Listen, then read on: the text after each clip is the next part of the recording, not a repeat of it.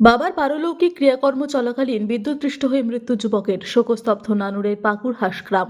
বীরভূমের নানুর ব্লকের পাকুড়হাস গ্রামে ঘটে গেল এক হৃদয় বিদারক মর্মান্তিক ঘটনা। বাবার মৃত্যুর শোক এখনো কাটেনি। তারই মধ্যে পারলৌকিক ক্রিয়াকর্ম চলাকালীন বিদ্যুৎপৃষ্ট হয়ে মৃত্যু হলো এক যুবকের। ঘটনায় গোটা গ্রাম জুড়ে নেমে এসেছে গভীর শোকের ছায়া।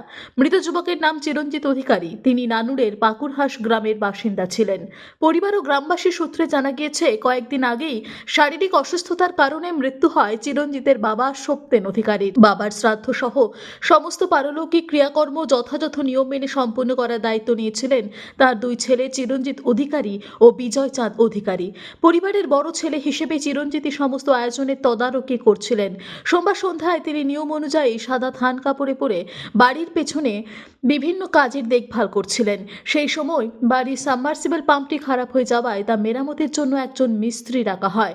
কাজের সুবিধার জন্য একটি বাঁশ নিয়ে যাওয়ার সময় বাড়ির সামনে তৈরি করা প্যান্ডেলের পাশ দিয়ে যাওয়ার সময় অসাবধানতা বশত একটি অস্থায়ী বিদ্যুতের তারে বাঁশের খোঁচা লাগে।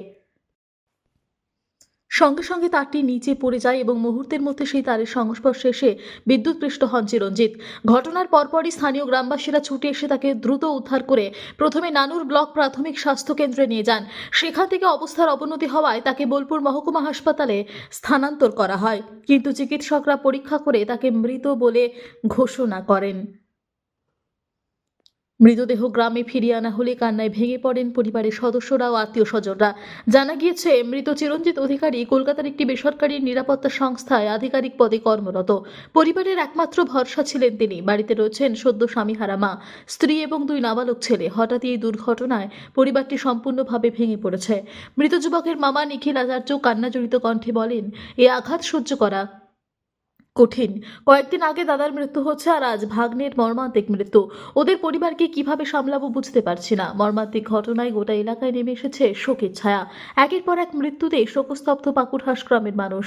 গ্রামের অনেকেই বলছেন, এমন হৃদয় বিদারক ঘটনা তারা আগে কখনো দেখেননি।